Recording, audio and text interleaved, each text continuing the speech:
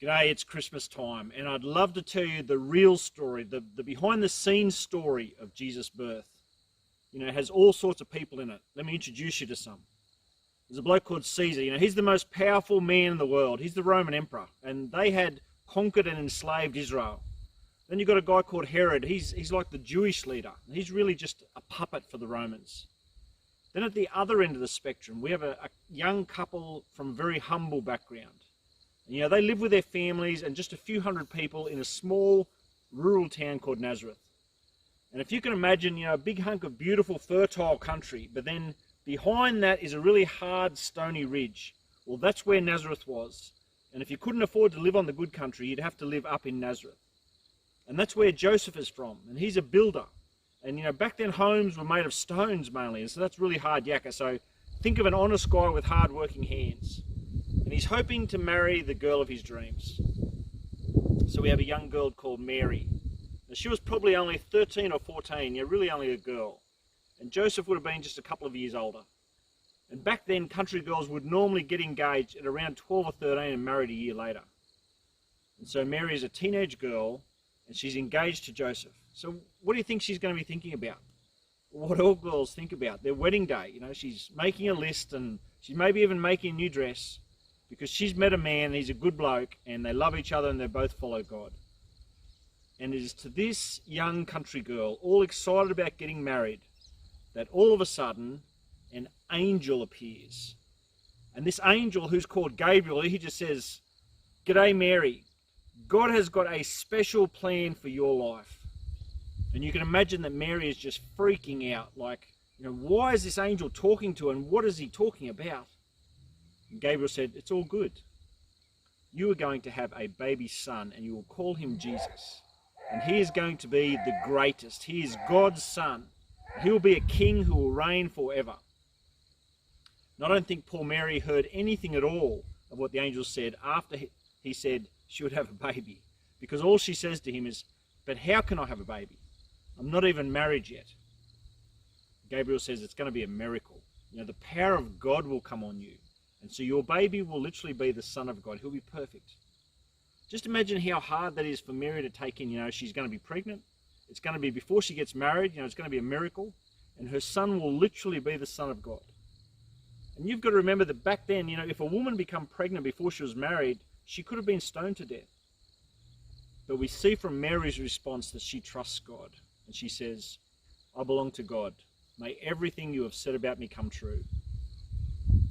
But think about poor Joseph. You know, all of a sudden, his fiancée is pregnant, and he knows he isn't the father. And so he thought he's probably going to have to break this engagement off, and he's trying to do it quietly to protect Mary.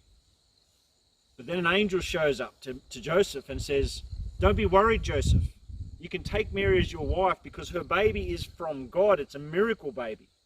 And all of the promises that have been made long ago about a deliverer coming, a hero, a Messiah, they're all going to be fulfilled through this baby that your teenage fiancé is carrying." And then Joseph understood, because all of this had been foretold 700 years earlier. You know, Isaiah the prophet had said, "God will give us a sign. A virgin will conceive a child, and she will give birth to a son, and he'll be known as Emmanuel." That means God has come to be with us. And so Joseph also trusts God, and he did exactly as the angel told him.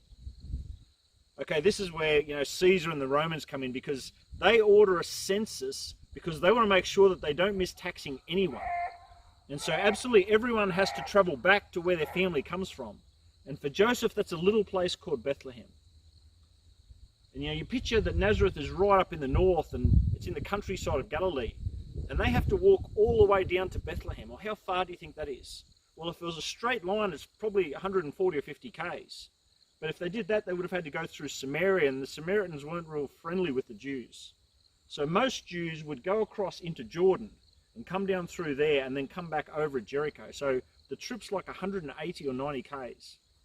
So this is considered a 6-day walk. I mean, it'll take me a lot longer than that. But imagine if you're heavily pregnant.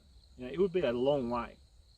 And the last 60 k's is all uphill, because from where you cross the Jordan River, you know, Bethlehem is 1,150 meters higher up in the Judean mountains. It's like It's like walking up the Gibraltar Range all the way from Grafton to Glen Innes.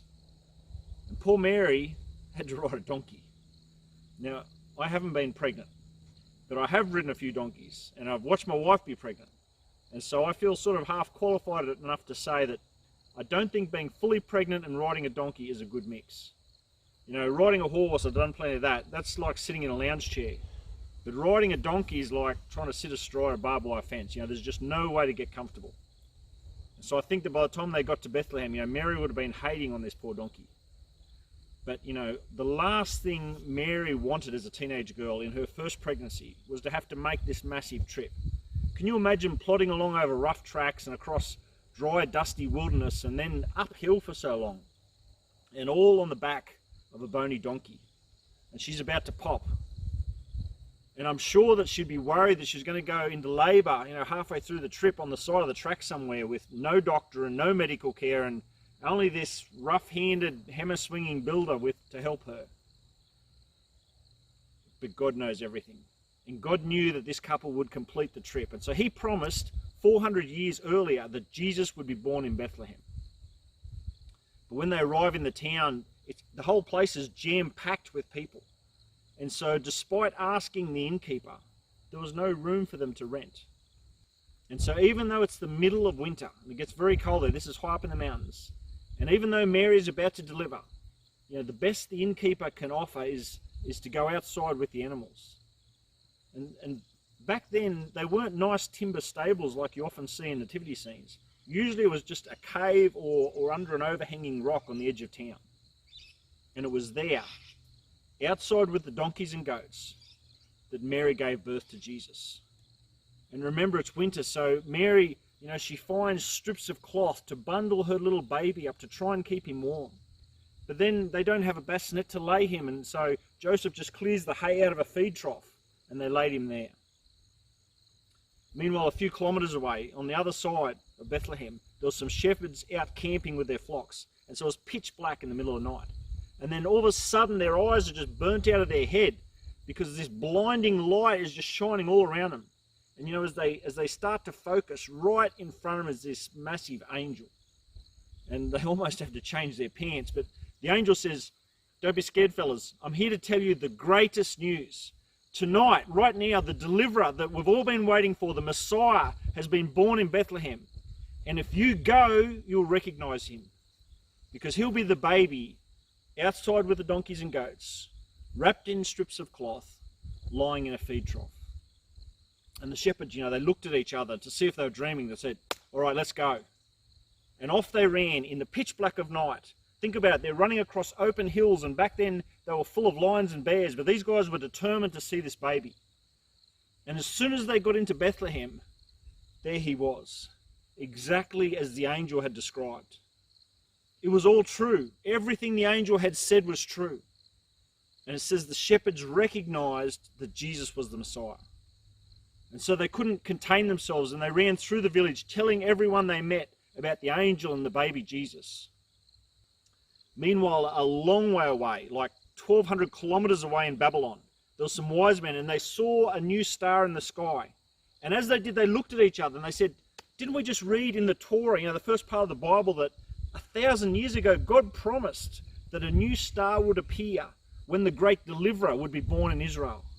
Okay, let's go." And off they headed to meet the new king.